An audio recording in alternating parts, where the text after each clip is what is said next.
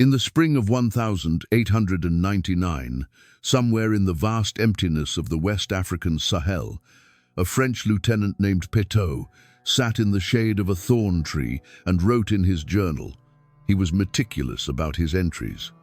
Dates, distances, observations about terrain and weather, notes about the local populations they encountered. He wrote, "The way a man writes, who believes he is participating in history, who believes his words will be read someday by people in Paris, sitting in comfortable chairs, marveling at the adventures of brave Frenchmen who brought civilization to the dark corners of the earth." His entry for that day described the march, the heat, which was extraordinary even by Sahelian standards, the dust, which coated everything and everyone in a fine layer of orange grit that worked its way into eyes, lungs, and the mechanisms of their rifles. The tiredness of the porters, African men, conscripted from conquered territories, who carried the expedition's supplies on their heads and backs because the terrain was too rough for wagons and that tsetse flies had killed most of the pack animals weeks ago. But then his tone changed. The lieutenant's handwriting, normally steady and precise, became tighter, more hurried. He described reaching a settlement that the expedition's guides identified as Lougou, a walled town in the territory of a people called the Azna. The expedition's commanders, Captain Paul Voulet and Captain Voulet and Chanoine, ordered the standard approach. Demand submission, demand supplies. If refused, take both by force. What followed, according to Petot's journal, was not standard. The town fought back. This was not unusual in itself. Many settlements along the expedition's route had attempted resistance. All of them had been crushed within minutes by the overwhelming firepower of modern French rifles and, when necessary, the expedition's artillery. But Lougou was different. The resistance was organized. It was fierce. It was coordinated in ways that suggested not a spontaneous reaction to invasion, but a prepared defensive operation, led by someone who understood how to fight and how to make an enemy pay for every yard of ground. The lieutenant wrote that arrows came from positions the French soldiers couldn't see, that warriors appeared from concealment, struck and vanished before the soldiers could bring their weapons to bear, that the fighting lasted not minutes but hours, that several tirailleurs, the African conscript soldiers who formed the bulk of the French fighting force, were wounded. That one was killed. And that when the French finally entered the town, they found it partially abandoned, its defenders having withdrawn in good order rather than being overrun. Then Petot wrote something that stands out from everything else in his journal, something that, reading it over a century later, carries a weight that the lieutenant himself may not have fully understood. The resistance was led by a woman, a queen. The soldiers say her name is Sarraounia. She fought personally in the defense. She was wounded but escaped. The commanders are furious. A woman. In a region where the French had spent months burning villages and massacring populations that couldn't effectively resist, they had encountered a settlement led by a woman who not only organized a defense, but fought in it personally, wounded French soldiers, delayed the most heavily armed expedition in French colonial history, and then escaped to continue the fight another day. The commanders were furious because they understood on some level that their ideology prevented them from articulating what Sarraounia's resistance meant. It meant that the narrative they had built to justify everything they were doing, the narrative of African helplessness, of primitive peoples grateful for the gift of French civilization, of a continent that submitted to European power because European power was the natural order of the world, was a lie. And a woman standing on the walls of a small town in the Sahel with a bow in her hand and the blood of French soldiers on her arrows was the proof. But to understand who Sarraounia was and what she stood against, we need to go back before the bullets, back before the burning. Back to the moment when two young French officers were given a mission that would end in madness, murder, and the exposure of everything that European colonialism truly was behind its mask of civilization. And we need to go back further still, to the woman who was already a queen, already a warrior, already a legend among her people, long before any Frenchman set foot in her territory. The year is 1898. In Paris, the capital of the French Republic, the men who run the colonial ministry are studying a map of Africa with the intensity of gamblers studying a racing form. The scramble for Africa is in its final, most frenzied phase. Britain, France, Germany, Belgium, Portugal, and Italy are all racing to claim as much territory as possible before there's nothing left to claim. Every river, every mountain range, every stretch of desert and forest is being carved up by European diplomats who have never visited the continent and couldn't locate most of the places they're dividing on an unlabeled map. France's ambition is the most geographically audacious of all the European powers. The French colonial vision isn't just to hold scattered territories across Africa, it's to connect them. To create a continuous band of French-controlled territory stretching from the Atlantic Ocean to the Red Sea, from Senegal in the west to Djibouti in the east. A ribbon of empire spanning the entire width of the African continent. The problem is that there's a gap. French West Africa, centered on Senegal and the Niger River region, is separated from French Equatorial Africa, centered on the Congo, by a vast stretch of territory around Lake Chad that France claims on paper but doesn't actually control. Filling this gap requires a military expedition to march from the Niger River to Lake Chad, claiming everything in between and establishing French authority over dozens of African peoples who have never asked for French authority and have no interest in receiving it. The mission is given to two young officers who have been making names for themselves in France's African campaigns. Captain Paul Voulet is 32 years old. Captain Voulet and Chanoine is 28. Both have served in West Africa. Both have combat experience. Both are ambitious, eager for the promotions and decorations that a successful colonial expedition would bring. And both, as the world would soon discover, carry within them a capacity for cruelty that would shock even a colonial system built on systematic violence. The expedition they assemble is designed for speed and overwhelming force. Approximately 400 tirailleurs Senegalese, African soldiers recruited or conscripted from French West African territories, trained in French military methods, armed with modern Lebel rifles and led by French officers. Several pieces of light artillery capable of reducing mud brick fortifications to rubble in minutes. Hundreds of porters carrying ammunition, food, medical supplies, and the personal equipment of the French officers. And a Maxim gun, the weapon that had become the defining technology of colonial conquest, capable of firing 600 rounds per minute, a rate of destruction that no pre-industrial society could match. On paper, the Voulet and Chanoine expedition was a straightforward military operation. March east, establish French authority, connect the colonial territories, return as heroes. In reality, it would become one of the most horrific episodes in the entire history of European colonialism. An expedition so brutal, so completely unmoored from any restraint of law, morality, or even rational self-interest, that France itself would eventually try to pretend it never happened. And standing in the path of this column of destruction, in a small walled town called Lougou in the territory of the Azna people, was a woman who had spent her entire life preparing for exactly this kind of enemy. She just didn't know it yet. Sarraounia Mangou was queen of the Azna, a people who occupied a territory in what is now south-central Niger, in the dry, thorny landscape where the Sahel transitions from sparse grassland into the deeper green of the savanna zone. The Azna were not a large people. They did not control vast territories or command enormous armies. They were not wealthy by the standards of the great West African empires.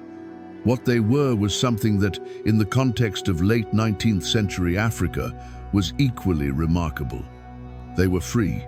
The Azna had maintained their independence through centuries of pressure from every direction. To the north, Tuareg raiders from the Sahara regularly swept south looking for slaves and plunder. To the east, the powerful Hausa states and the Bornu Empire exerted political and military pressure. To the south and west, other African kingdoms competed for territory and trade routes. And across the entire region, the expansion of Islam had been transforming political and cultural landscapes for centuries, converting kingdoms and reshaping societies along religious lines. The Azna had resisted all of it. They had fought off the Tuareg raiders, sometimes successfully, sometimes at terrible cost. They had maintained their political independence from the Hausa states through a combination of military readiness and strategic diplomacy. And most distinctively, they had preserved their animist religious traditions against the wave of Islamic conversion that had swept across the Sahel. This last point is crucial to understanding who Sarraounia was and what she represented. In a region where Islam had become the dominant religion and where Islamic authority was deeply intertwined with political power, the Azna remained committed to their traditional spiritual practices. They venerated nature spirits. They practiced rituals tied to the agricultural cycle and the forces of the natural world. They maintained a spiritual system in which the queen served not just as a political leader, but as a religious figure, a mediator between the human world and the spirit world, whose authority derived from both practical leadership and perceived supernatural power. Sarraounia embodied this dual role completely. She was, by all accounts, preserved in Azna oral tradition, a leader of exceptional ability. She managed the internal affairs of her people with a combination of decisiveness and consultation that maintained social cohesion. She organized the defense of Azna territory against external threats with a military competence that exceeded what the small size of her forces might suggest. She conducted diplomatic relationships with neighboring peoples, maintaining alliances, managing trade connections, and navigating the complex political landscape of the Sahel with a skill that kept the Azna relevant despite their limited numbers. But Sarraounia was also a spiritual leader whose authority carried a dimension that purely political leaders lacked. Her people believed she possessed genuine spiritual power, the ability to communicate with forces beyond the physical world, to influence events through ritual and prayer, to protect her people through means that transcended the merely military. Whether Sarraounia herself believed in her spiritual powers with the same conviction her people did, or whether she understood, as Okomfo Anokye had understood 2 centuries earlier in the Ashanti forest, that spiritual authority was a political tool of extraordinary effectiveness, is impossible to know from the available sources. What is clear is that she used every tool available to her: political skill, military knowledge, diplomatic acumen, spiritual authority. And when the French came marching into her territory with their rifles and their artillery and their absolute certainty that nothing in Africa could stand in their way, she used all of those tools simultaneously. But before the French reached Lougou, they left a trail across the Sahel that would become one of the most damning indictments of the colonial project ever recorded. And they recorded it themselves, in their own handwriting, in their own words, in journals and letters and official reports that survived the destruction that followed and stand today as evidence that cannot be denied, explained away or attributed to the exaggerations of anti-colonial propaganda. Because the horror of the Voulet and Chanoine expedition wasn't something that critics of colonialism invented. It was something that the colonizers documented in meticulous detail, day by day, village by village, body by body. They wrote it all down. And what they wrote would eventually prove that the civilization they claimed to be spreading was a mask for something far older and far uglier. The expedition departed from the French colonial post at Sahel on the Niger River in January 1899. The column moved eastward through territory that France claimed as its own but had never effectively occupied. From the very first days of the march, the pattern that would define the expedition established itself. Villages that lay along the route were approached and given a choice that wasn't really a choice.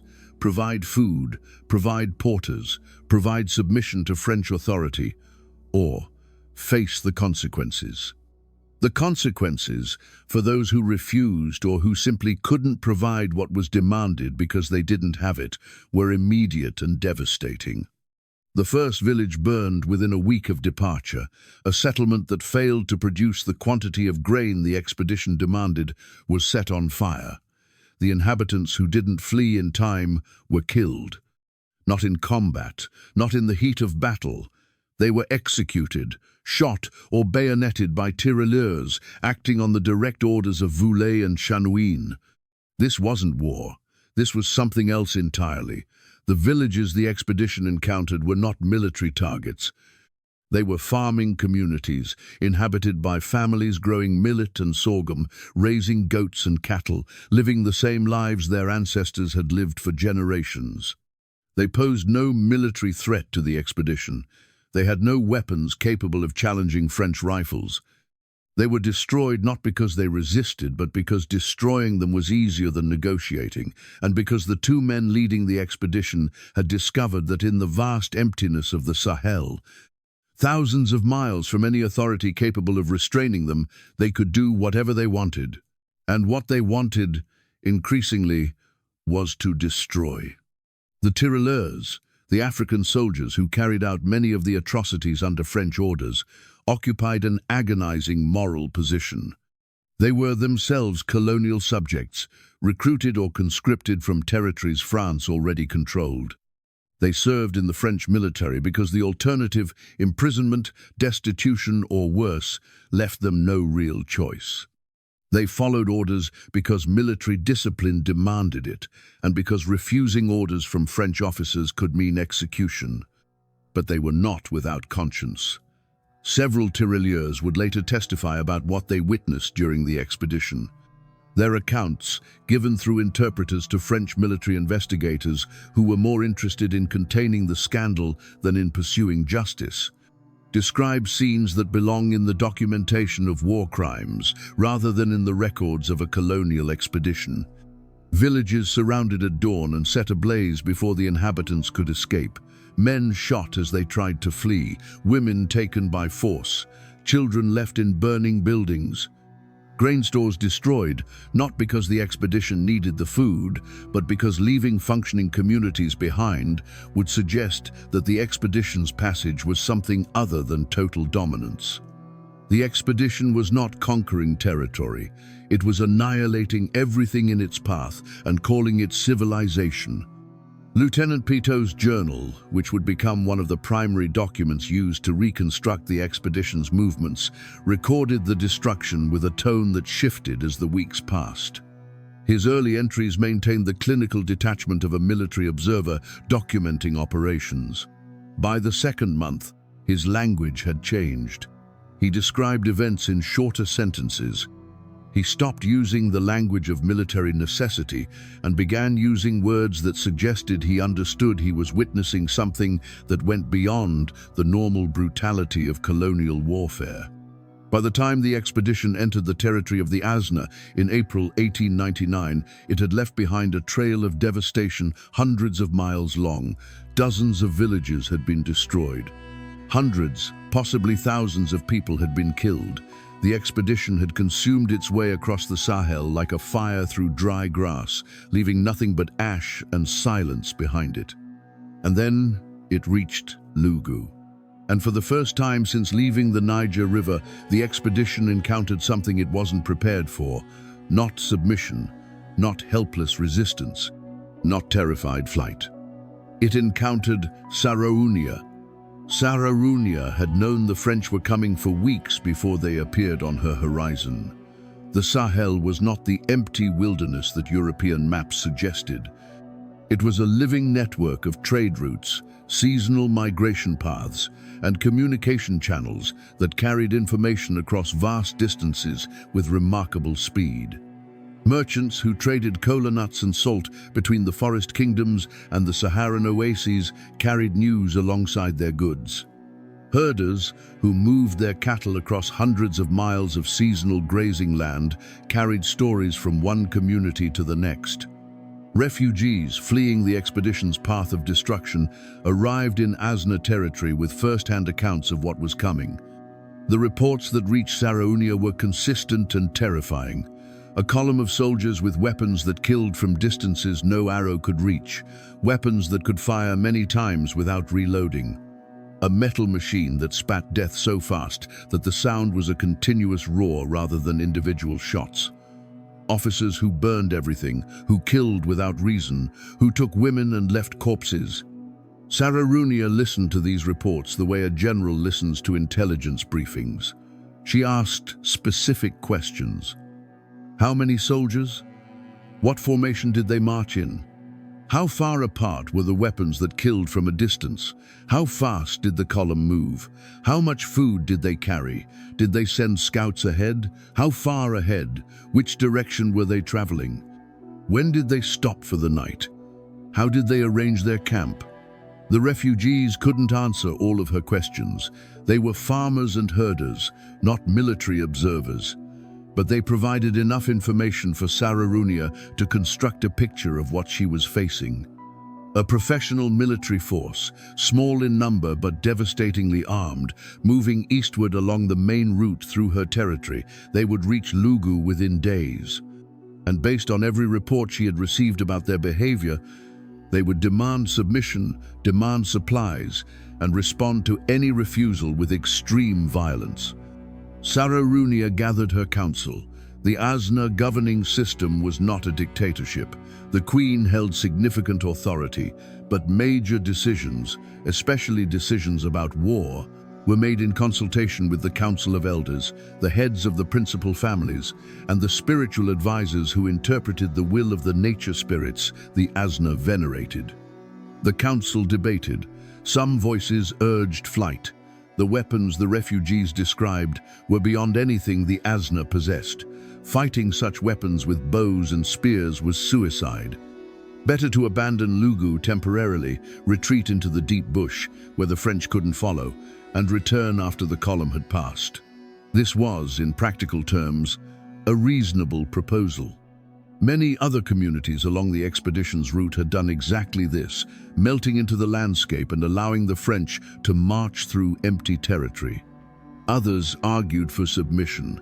Send envoys to the approaching column, offer food, offer cooperation, give the French what they wanted and survive. The Azna were not a large people. They couldn't afford the casualties that resistance would bring. Pride was less important than survival. Sarraounia listened to every argument. She let every elder speak. She gave every perspective its due consideration. And then she stood and addressed the council. The words have been preserved through Azna oral tradition, passed down through generations with the care that communities apply to the moments they consider most defining. The exact phrasing varies between accounts, as oral tradition always does, but the substance is consistent across every version. I have heard you say we should run. I have heard you say we should kneel. I ask you this. The people who fled from these soldiers, are they safe now? Are they in their homes tonight? Are their granaries full? Are their children sleeping without fear? She paused. No, they are scattered. They are hungry. They are hiding in the bush like animals. They ran, and the soldiers burned their homes anyway. They ran, and now they have nothing to come back to. She looked at the elders who had argued for submission, and the people who knelt, the people who offered food and cooperation. Are they better? The traders tell me that the soldiers take what is offered and then take more. They take the food and then take the women. They accept submission and then burn the village to prove that submission was never really a choice. She straightened. There is no safety in running. There is no safety in kneeling. The only safety is in fighting. If we fight and lose, we lose what we would have lost anyway. If we fight and win, we keep everything. And if we fight and die, at least our children will say that the Azna stood when everyone else ran. The council voted for war. Sarraounia immediately began preparing the defense of Lougou with the focused intensity of a leader who understood exactly how little time she had and how enormous the gap was between her forces and the enemy's capabilities.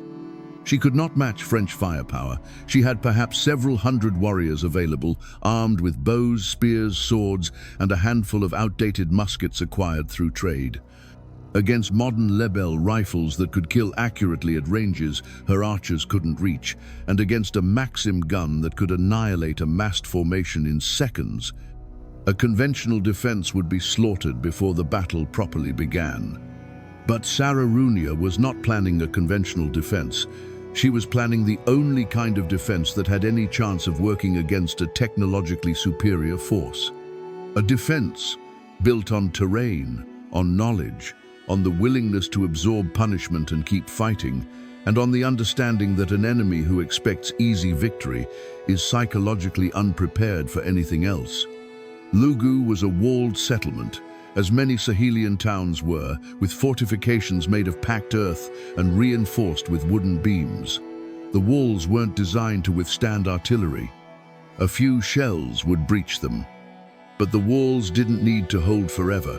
They needed to hold long enough to inflict casualties, to disrupt the French advance, to turn what the expedition's commanders expected to be a quick suppression into a grinding, costly fight.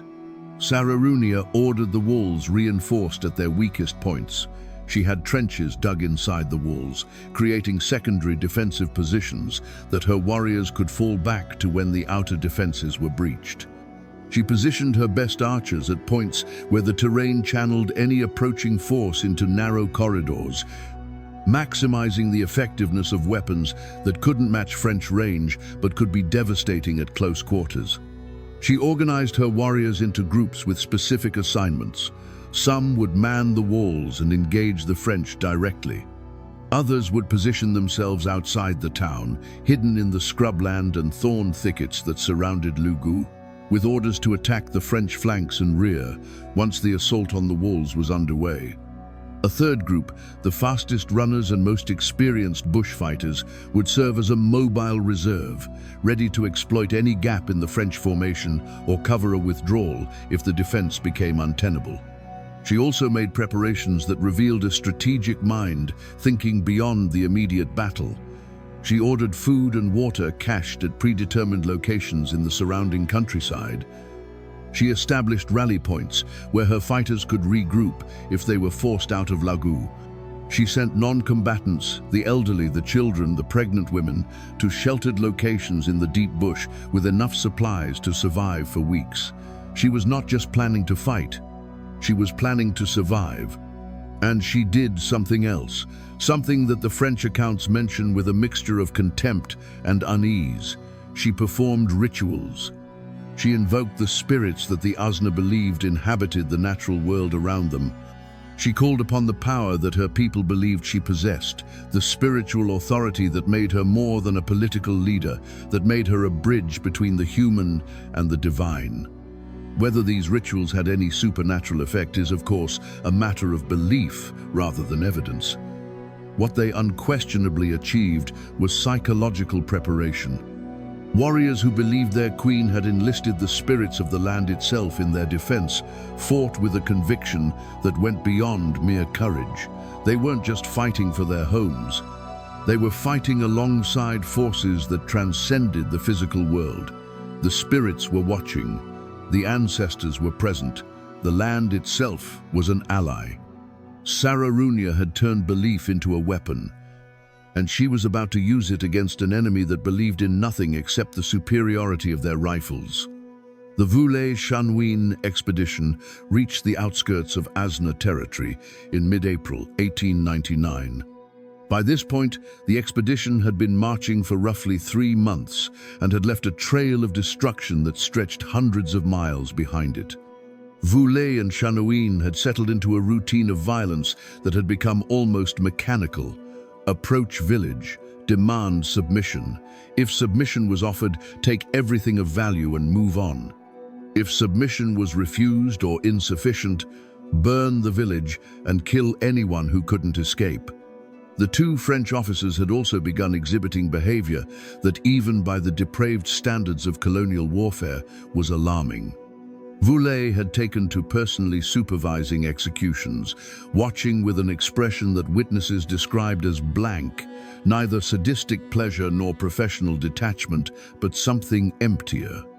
Chanoine had developed a habit of riding ahead of the column with a small escort, entering villages before the main force arrived and demanding instant obedience with a pistol in one hand and a whip in the other. The tirailleurs under their command had become increasingly unsettled.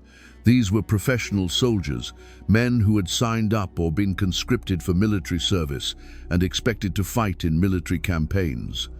What they were participating in was not military campaigning, it was systematic slaughter of defenseless civilians. Some tirailleurs carried out their orders with the numb compliance of men who had learned that questioning French authority meant death. Others performed the minimum required and tried to look away from the rest. A few, according to later testimony, actively warned villagers along the route that the expedition was approaching, giving people time to flee. But no one mutinied. Not yet. The power structure of the colonial military, in which white officers held absolute authority over African soldiers, and the penalty for disobedience was summary execution, was too strong. The tirailleurs endured what they could not change and waited for something to shift. The expedition's approach to Lougou followed the established pattern. Scouts reported a walled settlement ahead. The guides identified it as the capital of the Azna people, ruled by a queen named Sarraounia. Voulet ordered the standard procedure: send a messenger ahead demanding submission and supplies. Prepare for assault if the demand is refused. The messenger returned with Sarraounia's response. It was brief. The Azna do not kneel. Voulet's reaction, recorded in multiple accounts, was fury disproportionate even to his established pattern of rage. A woman refusing him. A queen of a people so insignificant that they barely registered on French maps, was defying an expedition that had crushed everything in its path for 3 months. The personal insult merged with the professional frustration to produce an emotional state that his subordinates recognized as dangerous. He ordered an immediate assault, no further negotiation, no reconnaissance of the defenses, no tactical planning beyond the simple assumption that French firepower would overwhelm whatever resistance the Azna could organize.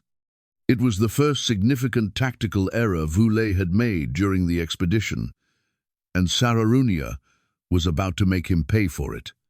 The assault on Lougou began in the late morning, with the sun already high enough to turn the Sahelian air into a shimmering wall of heat.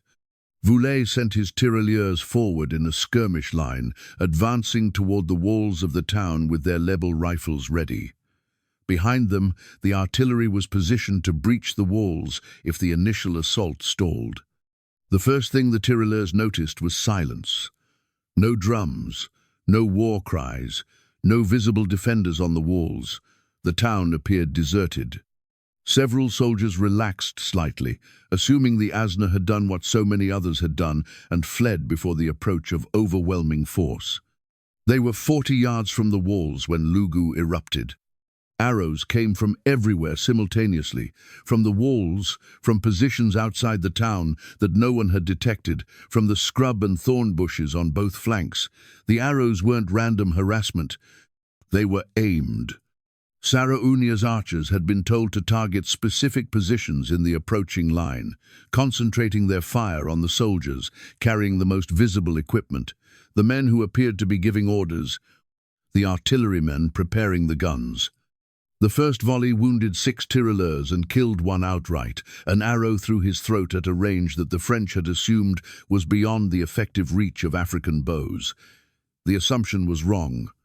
Azna bows, crafted from the wood of specific savanna trees and strung with plant fiber twisted to extraordinary tension, had an effective range that surprised Europeans who encountered them for the first time.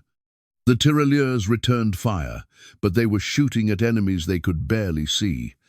The archers on the walls were using prepared positions, firing through narrow gaps in the fortifications that made them nearly invisible. The fighters in the surrounding scrub were moving, firing from one position and relocating before the French could identify and target them. Voulet ordered the artillery forward. The guns were repositioned and began firing at the walls, their shells punching holes in the packed earth fortifications and showering the area with debris. But Sarraounia had anticipated this. When the shells began to hit the walls, her defenders fell back from the outer fortifications to the secondary positions she had prepared inside the town. The artillery was destroying walls, but it wasn't destroying the defenders behind them. The tirailleurs advanced through the breaches in the wall and entered the town. What they found was not surrender. What they found was a killing ground. The narrow streets and alleys between Lougou's buildings had been turned into a maze of defensive positions. Warriors armed with spears and swords waited behind corners and in doorways. Archers fired from rooftops and upper windows.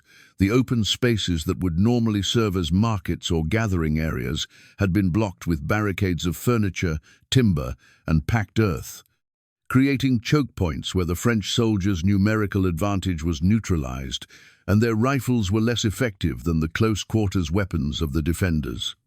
The fighting became hand-to-hand in the narrow streets.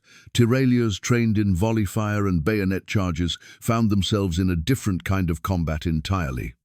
Warriors who had trained from childhood with swords and spears fought with a ferocity that unnerved soldiers who had spent months encountering nothing but terrified civilians. The Azna fighters didn't break. They didn't flee. They fought for every building, every alley, every yard of their town. In the center of the defense, visible to her warriors and to the French soldiers alike, Sarraounia fought. Oral tradition describes her moving through the battle, directing defenders, rallying warriors whose positions were being overrun, personally engaging French tirailleurs who had penetrated the secondary defensive line. She was wounded during the fighting. The accounts differ on the nature of the wound. Some traditions say an arrow that ricocheted off a wall struck her shoulder. Others say she was cut by a bayonet during a close-quarters engagement. French accounts mention a woman leader who was observed fighting and who appeared to be wounded. The battle lasted hours, not the minutes that Voulet had expected. Hours of close-quarters fighting in which the French expedition, for the first time in its entire march across the Sahel, was genuinely challenged. French casualties mounted. Tirailleurs were killed and wounded in numbers that the expedition's small force could not easily absorb. The ammunition expenditure was far beyond what a quick suppression should have required. But firepower eventually told. The French rifles were more lethal at every range than the Azna weapons. The artillery could destroy positions that Azna fighters couldn't rebuild under fire. And the sheer volume of lead that modern weapons could put into a confined space gradually overwhelmed even the most determined defense. By late afternoon, the French controlled most of Lougou. The remaining Azna fighters, those who hadn't been killed or too badly wounded to move, withdrew from the town in organized groups, covering each other's retreat, carrying their wounded, disappearing into the bush and the gathering darkness with a discipline that the French reports noted with grudging respect. Sarraounia was among them, wounded, bloodied. Having watched her capital fall to an enemy she couldn't outgun, she retreated into the landscape she knew better than any invader ever could. She had lost the battle. She had lost her town. She had not lost her war. Voulet entered Lougou expecting to find a conquered population awaiting his judgment. He found instead a town that had been partially emptied before the battle, its non-combatants safely evacuated, its food stores removed or destroyed, its valuables hidden. The victory that should have been total and profitable was hollow. He had expended significant ammunition and suffered real casualties to capture a town that contained almost nothing of value. His fury was predictable. He ordered Lougou burned. Every structure that hadn't been destroyed during the fighting was set on fire. The town that had been the center of Azna life, the seat of Sarraounia's rule, the home of a community that had existed for generations, was reduced to ashes and blackened stumps of wall. Voulet believed that the destruction of Lougou ended the Azna resistance. He was wrong. The resistance was just beginning. And Sarraounia, wounded, homeless, and leading a band of survivors in the bush, was about to teach the French expedition a lesson about the difference between destroying a place and defeating a people. The bush swallowed Sarraounia and her fighters the way the sea swallows a stone. One moment they were visible, retreating from the burning wreckage of Lougou in organized groups. The next, they were gone. Absorbed into a landscape that the French soldiers saw as featureless emptiness, but that the Azna knew as intimately as the rooms of their own homes. Sarraounia had planned for this. The food caches she had positioned before the battle were waiting at the predetermined locations.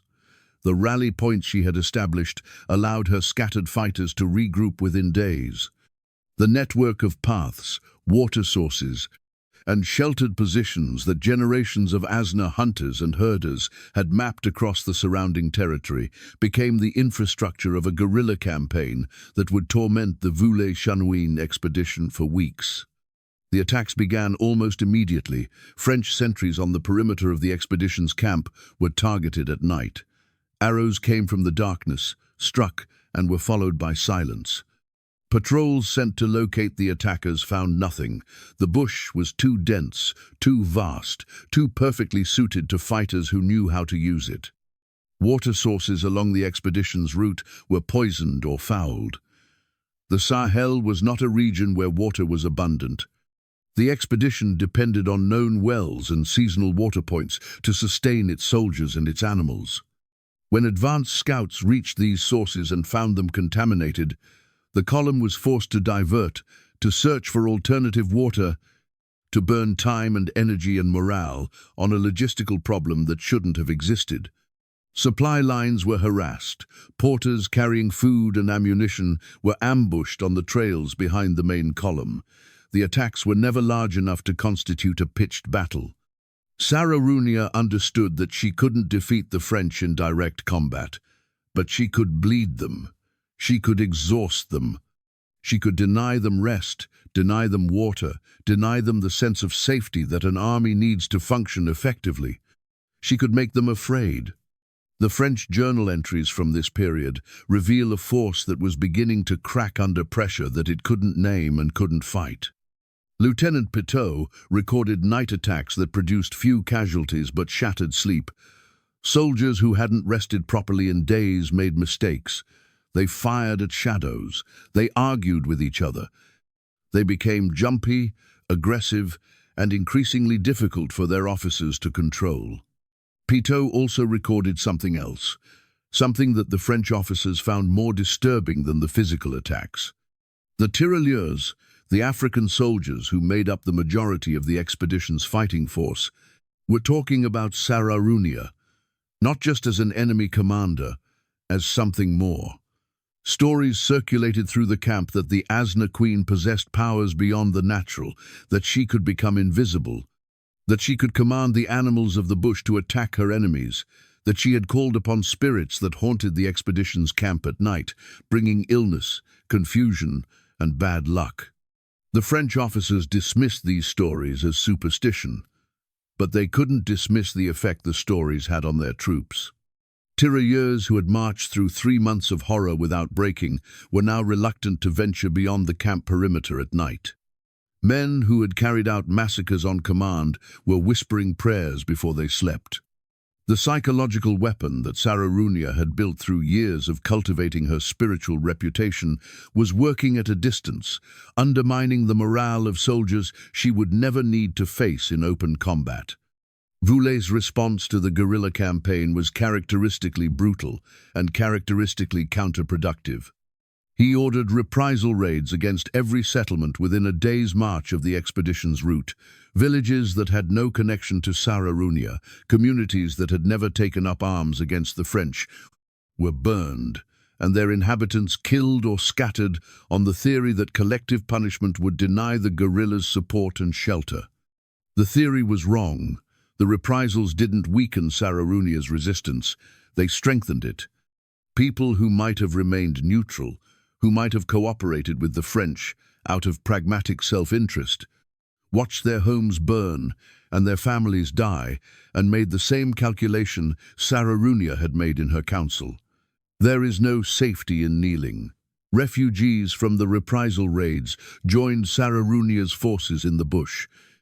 Her guerrilla band, which had started as the remnants of Lougou's defenders, grew as the French atrocities drove more and more people toward the only leader in the region who was actively fighting back.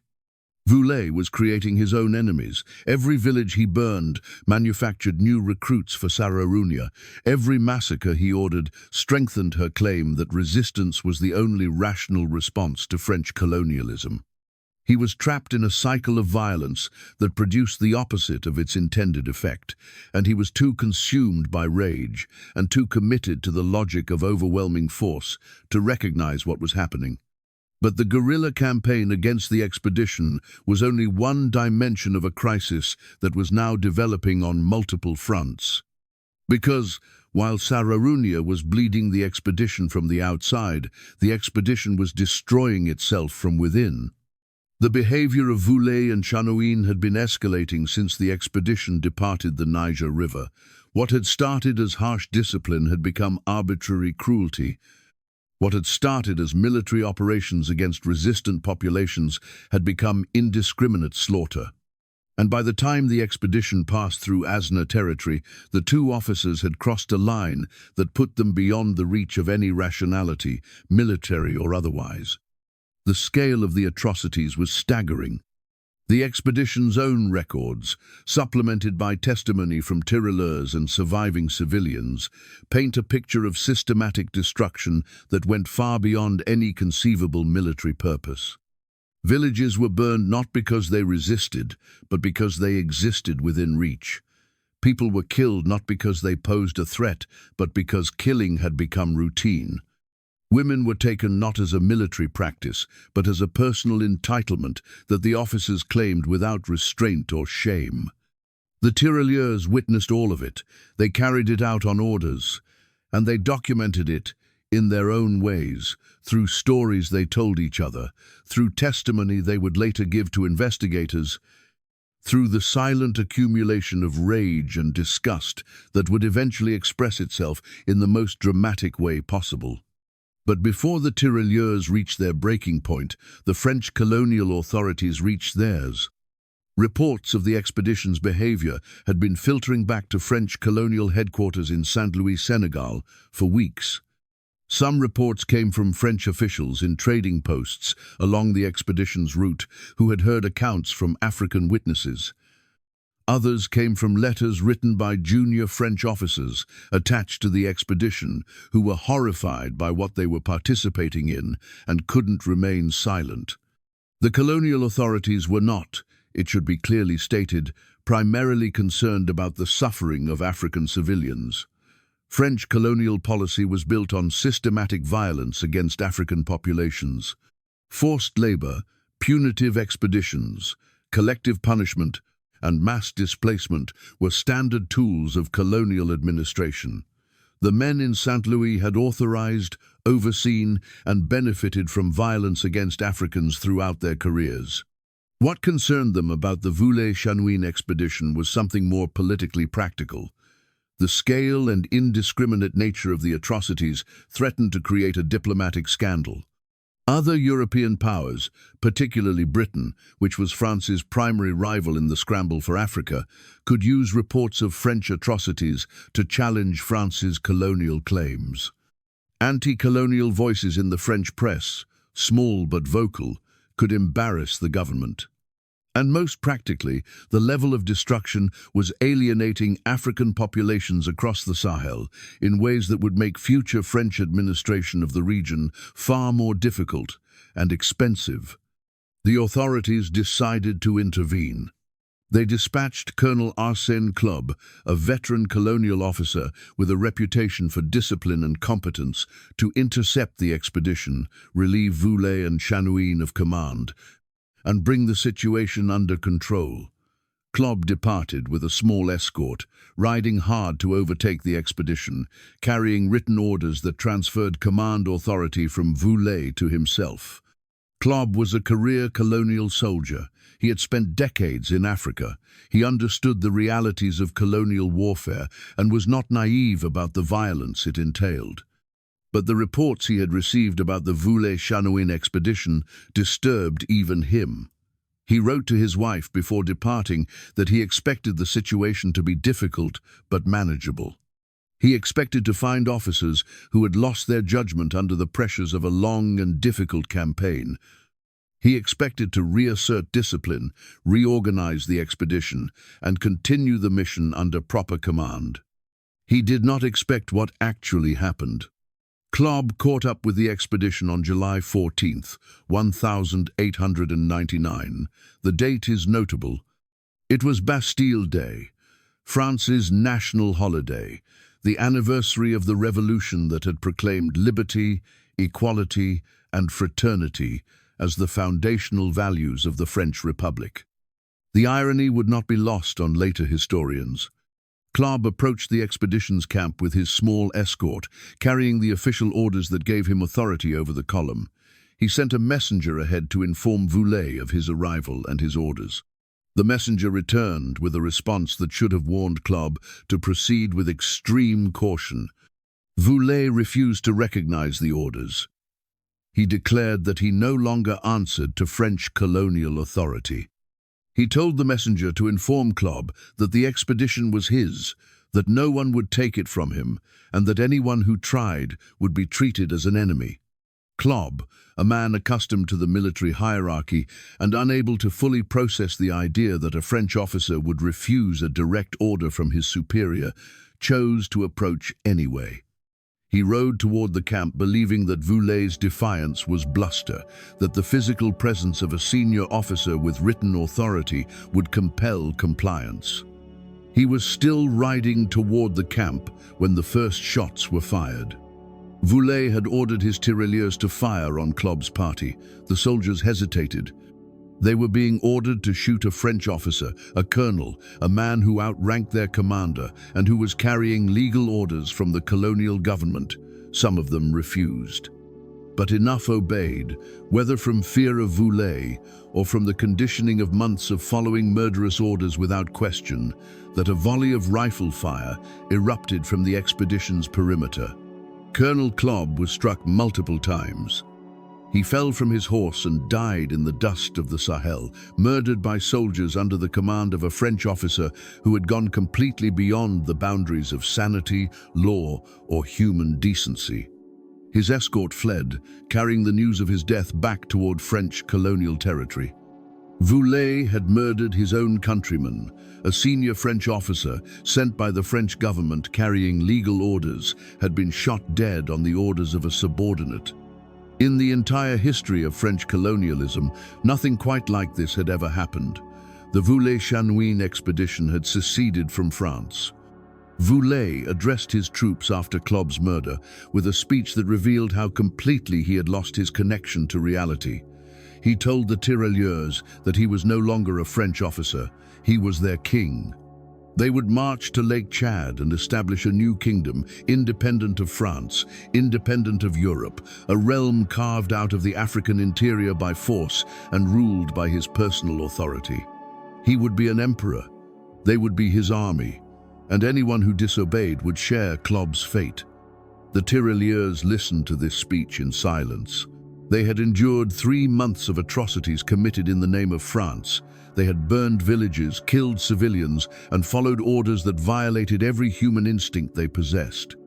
They had done it because the colonial system gave them no choice, because refusing meant death, because the power structure that governed their lives told them that French officers had absolute authority and African soldiers had absolute obligation. But Voulet had just destroyed that power structure himself. By murdering Club, by declaring himself independent of French authority, by proclaiming himself king of an imaginary empire, Voulet had severed the chain of command that bound the tirailleurs to obedience. He was no longer a French officer giving legal orders. He was a madman giving commands that carried no authority except the threat of personal violence. And the tirailleurs had guns. On the night of July 16th, 1899, 2 days after Club's murder, the tirailleurs mutinied. The details of the mutiny are preserved in fragmentary accounts that don't always agree on specifics, but are consistent on the outcome. A group of tirailleurs, led by African non-commissioned officers who had been quietly organizing since Club's death, moved on the French officers' quarters in the pre-dawn darkness. Voulet was shot. Some accounts say he was killed instantly. Others say he was wounded and tried to flee into the bush, where he was found dead the following morning, whether from his wounds or from the attention of the tirailleurs who pursued him. Chanoine was also killed, though the circumstances of his death are even less clear. Some accounts indicate he was shot during the mutiny. Others suggest he was killed separately, possibly while trying to rally loyal troops. By dawn on July 17th, both French commanders were dead. The tirailleurs, the African soldiers who had been forced to carry out atrocities for 3 months, had executed the men who had ordered them. The expedition was over. The mission to connect French West Africa to French Equatorial Africa had collapsed in the dust of the Sahel, destroyed not by African resistance alone, but by the insanity that the colonial project itself had produced in the men who carried it out. And in the bush, somewhere in the territory of the Azna people, Sarraounia was still alive, still free, still undefeated. The news of the expedition's collapse spread across the Sahel through the same networks that had carried warnings of its approach. Traders carried the story south toward the forest kingdoms. Herders carried it north toward the Saharan oases. Refugees who had fled the expedition's path of destruction heard and began the long walk home, back to the ashes of their villages, back to the places where their lives had been before 2 French officers decided to burn them down. Sarraounia heard the news in whatever temporary camp her guerrilla band was occupying at the time. The accounts don't record her reaction with the kind of specific detail that oral tradition preserves for dramatic speeches or pivotal decisions. What they record is simpler. She went home. She returned to Lougou, or rather she returned to the place where Lougou had been. What she found was charred earth, blackened stumps of walls, the skeletal remains of buildings that had housed families for generations. The town that had been the center of Azna life, the seat of her authority, the physical expression of her people's identity, was gone. Voulet had been thorough in his destruction. There was nothing left to salvage. Sarraounia stood in the ruins and made a decision that defined the final chapter of her life, as clearly as her decision to fight had defined the middle chapter. She rebuilt. Not somewhere else. Not in a safer location further from the routes that European expeditions might follow. She rebuilt Lougou on the same ground where it had always stood. The same location her predecessors had chosen, the same earth that still held the ashes of the buildings the French had burned. She rebuilt because moving would mean admitting that the French had permanently altered the geography of Azna life. And Sarraounia refused to grant them that victory. The rebuilding was slow and difficult. The Azna community had been scattered by the battle and its aftermath. People had fled in every direction. Some had been killed during the fighting or during the reprisal raids that Voulet had conducted against surrounding villages. Others had died in the bush from wounds, illness, or starvation during the weeks of displacement. The community that reassembled around Sarraounia in the ruins of Lougou was smaller, poorer, and more traumatized than the one that had existed before the French arrived. But it existed. That was the point. The French had burned Lougou to the ground, killed its defenders, scattered its population, and marched away, assuming that the Azna resistance had been permanently crushed. They were wrong. The Azna returned. They rebuilt their walls with the same packed earth and timber that their ancestors had used. They replanted their fields. They re-established their trade connections with neighboring communities. They reconstructed piece by piece, season by season, the physical and social infrastructure of their lives. And Sarraounia ruled over all of it. She remained queen of the Azna through the rebuilding and beyond. She maintained her authority not through military power, which had been severely diminished by the losses at Lougou, but through the moral authority she had earned by standing and fighting when everyone else had run or knelt. She had told her council that the Azna would stand. They had stood. She had been wounded defending her own walls. She had led the guerrilla campaign that harassed the expedition after Lougou's fall. She had survived everything the French could throw at her. That survival was, in the Azna context, proof of everything she claimed to be. A leader worthy of the title, a warrior who matched her words with actions. A spiritual authority whose connection to the protecting forces of the natural world had been validated by the most severe test imaginable. The French eventually established colonial control over the region. This was inevitable. Sarraounia's resistance had delayed and embarrassed the French colonial project, but it couldn't prevent it permanently. France had resources, manpower, and technological advantages that no single Sahelian community could match over the long term. By the early 1900s, French military posts dotted the landscape of what would become the colony of Niger. French administrators imposed taxes, requisitioned labor, and restructured local governance to serve colonial interests. But Sarraounia was never captured. She was never arrested. She was never deposed by the French and replaced with a more compliant ruler. She lived out her years as Queen of the Azna, governing her people, maintaining their traditions, preserving their animist spiritual practices against the combined pressures of Islam and Christianity and colonial administration. She died, probably sometime in the early decades of the 20th century, still holding the position she had defended with her body and her blood against the most destructive military expedition in French colonial history. The exact date and circumstances of her death are uncertain. Oral traditions preserve the fact of her passing, but not the details. She simply faded from the historical record the way so many African leaders faded, not through dramatic defeat or public execution, but through the quiet accumulation of years and the natural process of one generation giving way to the next. She died free. She died as queen. And she died having never submitted to anyone. The French handled the aftermath of the Voulet and Chanoine expedition the way colonial powers always handled their most embarrassing failures. They buried it, not immediately. The murder of Colonel Klobb was too significant to completely suppress. A military investigation was conducted. Testimony was taken from surviving members of the expedition. Official reports were written. But the investigation was designed to contain the damage rather than expose the truth. The official narrative that emerged framed the disaster as the result of two individual officers who had gone insane under the pressures of an extraordinarily difficult mission.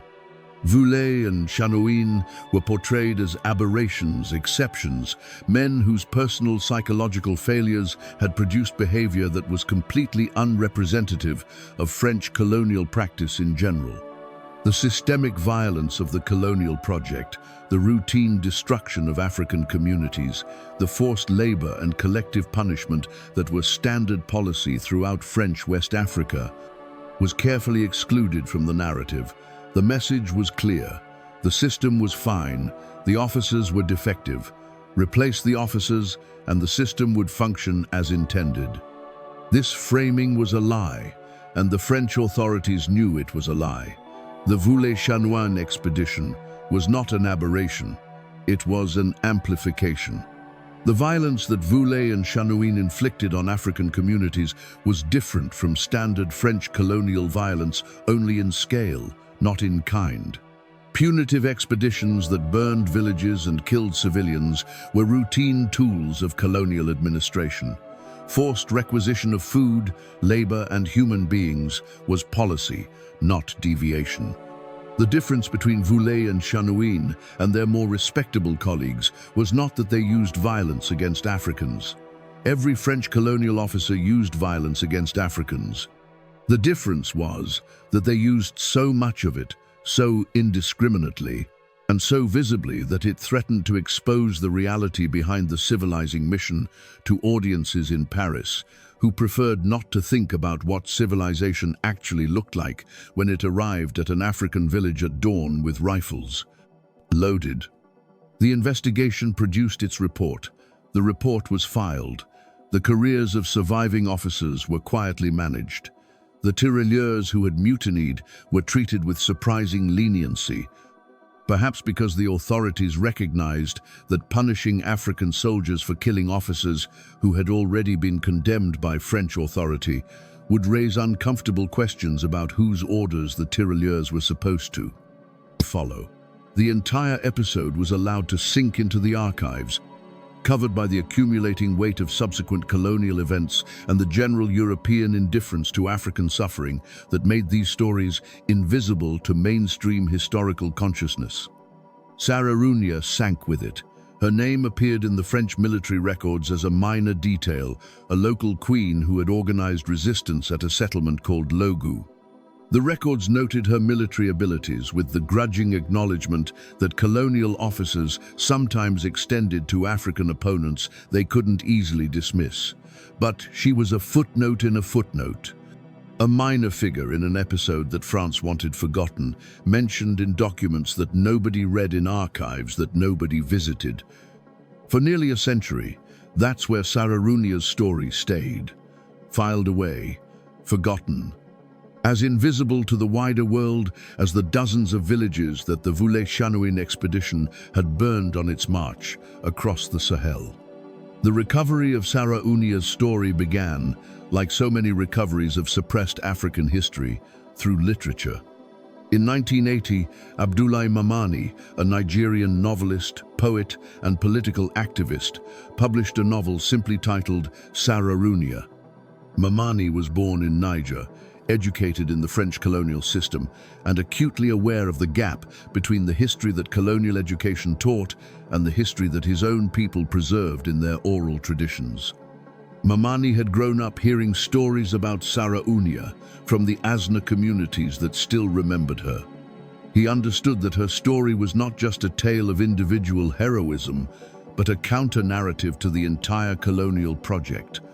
A story that exposed the civilizing mission as a mask for organized violence, and that presented African resistance not as futile gesture, but as rational, courageous, and morally justified response to an existential threat. His novel reconstructed Sarraounia's story through a combination of oral tradition, French colonial records, and literary imagination. He depicted her as a complex figure, neither a mythologized saint nor a simple warrior, but a political leader, navigating impossible circumstances with intelligence, courage, and a clear-eyed understanding of both the strengths and limitations of her position. He depicted Voulet and Chanoine not as inexplicable monsters, but as products of a system that stripped away moral restraint by declaring an entire continent's population subhuman and therefore beyond the protection of the ethical. Rules that Europeans applied to each other. The novel was a sensation in Francophone Africa. For readers across West Africa, many of whom had grown up in colonial or post-colonial education systems that taught European history as world history and African history as prehistory, Sarraounia was a revelation. Here was a story from their own past, documented in their own oral traditions and confirmed by the colonizers' own records, that contradicted everything the colonial narrative had told them about who they were and what their ancestors had been capable of. In 1986, the Burkinabe filmmaker Med Hondo adapted Mamani's novel into a film, also titled Sarraounia. The film won the Grand Prize at FESPACO, the Pan-African Film and Television Festival of Ouagadougou, the most prestigious film festival on the African continent. Hondo's film brought Sarraounia's story to audiences across Africa and the African diaspora, transforming a regional oral tradition into a continental symbol of resistance. The film depicted the Battle of Lougou with a visceral intensity that brought the reality of colonial violence to screen in ways that European cinema had studiously avoided. Audiences saw what the civilizing mission actually looked like from the other side of the rifle. They saw villages burning. They saw people dying.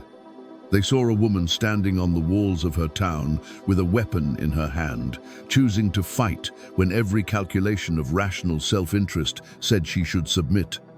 And they saw, in the film's unflinching depiction of the Voulet and Chanoine expedition's atrocities, the truth that colonial history had spent a century trying to bury. Today, Sarraounia is a national hero in Niger. Schools bear her name. Public squares are dedicated to her memory. In the Azna communities of south-central Niger, her story is still told with the reverence reserved for the most important figures in a people's history. She is invoked as a symbol of courage, of independence, of the refusal to surrender cultural identity to outside pressure, whether that pressure comes from Islam, from Christianity, or from colonial administration. Among scholars of African history, Sarraounia's story has become a case study in the interconnection between military resistance, cultural preservation, and spiritual authority. She didn't just fight the French with weapons, she fought them with belief, with identity, with the insistence that the Azna way of life was worth defending not because it could defeat European technology, but because its value didn't depend on European recognition or approval. Her story also serves as one of the most powerful indictments of the colonial project available in the historical record. And the most devastating aspect of this indictment is that it doesn't rely on African testimony, which colonial apologists have always found ways to discount. It relies on the colonizers' own documentation. The French wrote it all down. They documented their march in journals, in letters, in official reports. They recorded the villages they burned, the people they killed, the resistance they encountered, the queen who wouldn't break. They wrote it in their own language, in their own handwriting, with their own pens. Their own words are the evidence. The Voulet and Chanoine expedition was not the story of civilization encountering savagery. It was the story of savagery wearing the uniform of civilization. Two officers from the nation that had proclaimed liberty, equality, and fraternity as universal human values marched across Africa, burning everything they touched, murdering everyone who inconvenienced them, and claiming they were doing it in the name of progress. And when their own government sent someone to stop them, they murdered him too. The only person in this entire story who behaved with consistent courage, consistent principle, and consistent commitment to the protection of her people was the African woman that the French dismissed as a primitive queen of a primitive people, practicing a primitive religion in a primitive corner of a primitive continent. Sarraounia didn't have Lebel rifles, she didn't have artillery, she didn't have a Maxim gun, she didn't have the resources of a European industrial economy behind her. She had bows and spears, and the loyalty of a people who believed in her. And she used what she had to fight the most heavily armed and most psychotically violent military expedition that French colonialism ever produced. She fought them at Lougou and made them bleed for every yard of ground. She fought them in the bush and denied them rest, denied them water, denied them the sense of safety that an occupying army requires. She fought them with the psychological weapon of her spiritual reputation, undermining the morale of their troops without firing a single arrow. And when they burned her capital and marched away believing they had won, she came back and rebuilt it on the same ground, because the Azna do not kneel. The French wrote about her. They wrote about her in their journals, in their letters, in their military reports. They wrote about her with a mixture of contempt and unease that tells you more about them than it does about her. They called her a savage, they called her a witch, they called her an obstacle to progress. And then they documented, in their own meticulous handwriting, a campaign of murder, arson, and systematic brutality that makes the question of who was savage and who was civilized so clear that it answers itself. Sarraounia didn't need to write her own history. The French wrote it for her. Every burned village in their journals is a testament to what she fought against. Every casual mention of massacre and destruction is evidence of what the civilizing mission actually was. Every grudging reference to her courage and her tactical ability is an admission, extracted involuntarily from men who would never have offered it willingly, that the woman they dismissed as primitive was a better leader, a better strategist, and a better human being than any of them. All you have to do is read their own words. The colonizers convicted themselves in their own handwriting, in their own language. In documents they filed in their own archives, believing that no one would ever read them with eyes unclouded by colonial assumptions. They were wrong about that too. If this story changed how you understand colonialism, if it made you see the civilizing mission for what it actually was, if it introduced you to a woman whose name should be known by every person alive, but was buried by the people who burned her home, then hit that like button. Share this video with someone who needs to hear it. Subscribe to this channel and turn on notifications, because every single week we're pulling stories out of the archives that powerful people filed away and forgot. Stories of resistance, stories of courage. Stories that prove, over and over again, that the people who were conquered were never the people the conquerors described. And here's what I want you to do. Go find the documents. The Voulet and Chanoine expedition is one of the most thoroughly documented atrocities in colonial history. The journals exist. The official reports exist. The testimony exists. The French wrote it all down. Read it. Read what they did in the name of civilization. Read what Sarraounia stood against. And then decide for yourself who was savage and who was civilized.